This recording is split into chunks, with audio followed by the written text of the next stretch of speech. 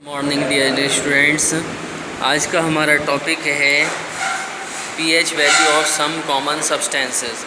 Solution, pH value, solution, pH value. देखिए, concentrated hydrochloric acid, इसकी पीएच वैल्यू होती है 0।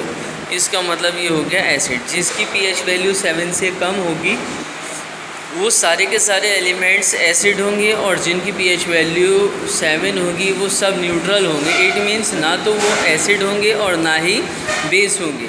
लेकिन जिनकी पीएच वैल्यू मोर देन 7 होगी और 14 तक इसकी रेंज होती है वो बेस होंगे। ठीक, ओके। देखिए, तो गैस्ट्रिक जूस जो कि पेट में बनता है 1.4 इसकी पीएच वैल्यू होती है। डाइजेस्टिव जूस इन स्टोमैक, ठीक है, स्टोमैक में बनता है। लेमन जूस, नींबू का जूस 2.5 पीएच वैल्यू है इसकी। विनेगर, सिरका 4 pH value. Tomato juice 4.1 pH value. और इसके बाद है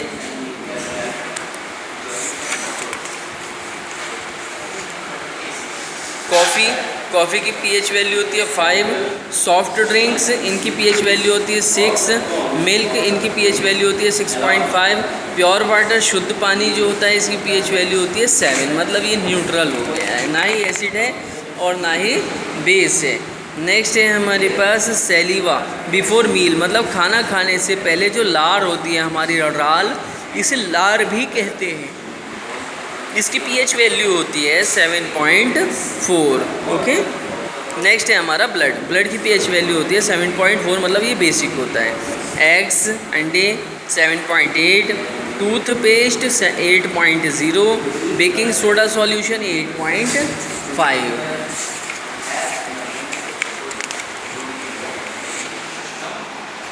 वॉशिंग सोडा सॉल्यूशन, इसकी पीएच वैल्यू होती है 9.0। और मिल्क ऑफ मैग्नीशिया, इसकी पीएच वैल्यू होती है 10.5। कंसनट्रेटेड सोडियम हाइड्रोक्साइड, इसकी पीएच वैल्यू होती है 14। ठीक है, ये बहुत ज़्यादा हार्ड बेस होता है। नेक्स्ट है हमारा यूनिवर्सल इंडिकेटर। ऐसे इंडिकेटर उन्हें कहते हैं जो हमें किसी चीज़ का संकेत देते हैं, और यूनिवर्सल मतलब जो पूरी दुनिया में माने जाते हैं। अब हम जो इसमें बात करेंगे वो उन इंडिकेटर्स की करेंगे जो हमें ये बताते हैं कि ये सॉल्यूशन एसिड है, एसिडिक है या बेसिक है। ठीक है, हम इंडिकेटर्स से इस बात का पता लगा लेते हैं कि हमें जिस सॉल्यूशन को डिटेक्ट करना है वे एसिडिक है या बेसिक है।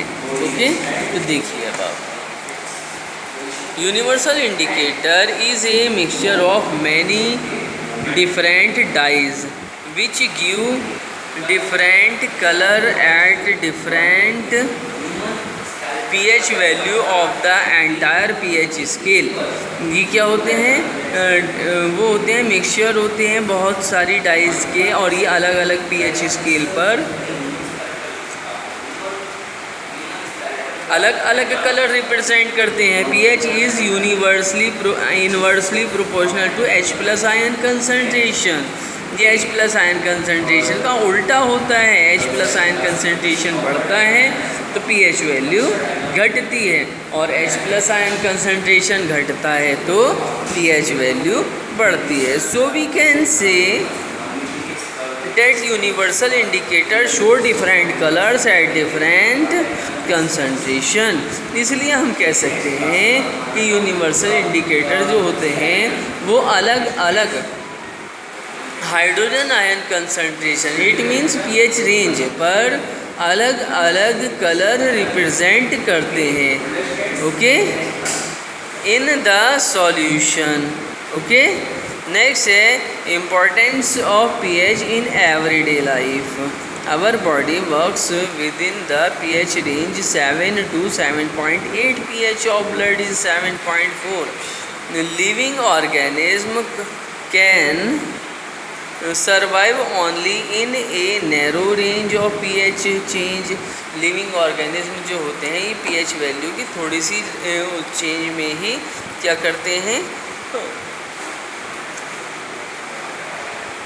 अपनी पूरी लाइफ सरवाइव कर लेते हैं। ड्यू टू एनवायरमेंटल पॉल्यूशन, वातावरण में होने वाले प्रदूषण के कारण acidic gases gases like carbon dioxide, sulphur dioxide, ETC, ऐसी गैसेस जो कि एसिडिक हैं, जैसे कि carbon dioxide and sulphur dioxide make the rain water acidic, बारिश के पानी को एसिडिक बना देती हैं। When pH value of rain water is less than 5.6, जब बारिश के पानी की pH वैल्यू 5.6 से कम होती है, it is called acid rain. क्या कहते हैं इसे? एसिड रेन कहते हैं।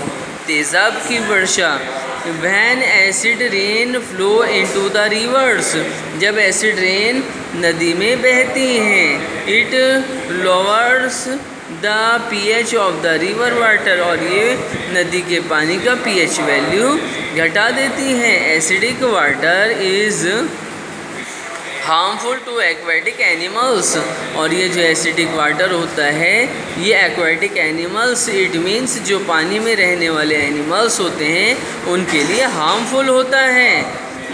So the survival of aquatic life, इसलिए एक्वेटिक लाइफ जो होती है इन सच रिवर्स बिकम्स डिफ़िकल्ट, ऐसी नदियों में ज़िंदगी जो होती है ऑर्गेनिज्म की वो कठिन हो जाती है।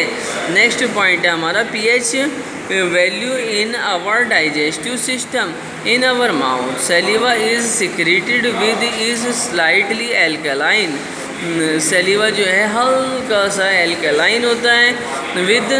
With pH value 7.4, it means basic हो गया ये slightly. Our stomach produces hydrochloric acid, हमारा जो स्टोमैक होता है उसके अंदर हाइड्रोक्लोरिक एसिड का फॉर्मेशन होता है। It helps in digestion of food, और ये भोजन के डाइजेस्ट करने में, हज़म करने में हेल्प करता है। विदाउट हार्मिंग द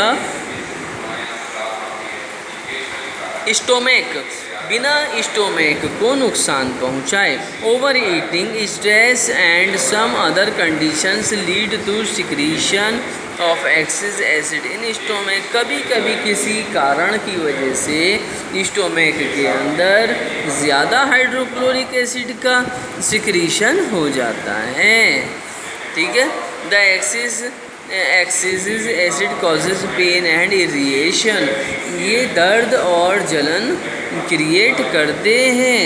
नेक्स्ट है हमारा pH change causes tooth decay, pH change के कारण जो है हमारे दांतों का क्षय हो जाता है।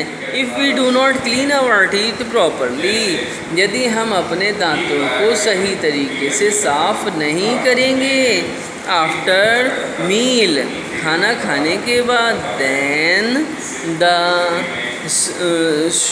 शुगरी फूड्स, तब चीनी वाले खाने आर अटैक्ड बाय बैक्टीरिया, चीनी वाला जो खाने होते हैं जिसमें मिठास होती है उनके ऊपर बैक्टीरिया के द्वारा अटैक कर दिया जाता है। प्रेजेंट इन आवर माउथ, जो कि हमारे माउथ के अंदर प्रेजेंट होते हैं, दांतों और मसूड़ों पर चिपक जाते हैं। उन पर bacteria convert sugar into acids, bacteria चीनी को एसिड में, इट मीन्स अम्ल में कन्वर्ट कर देते हैं। Presence of acid decrease pH 5.5 to the mouth, और एसिड की प्रेजेंटेशन के कारण मुंह का जो pH वैल्यू होता है वो घट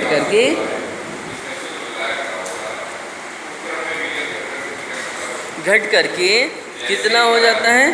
5.5 हो जाता है। ठीक है।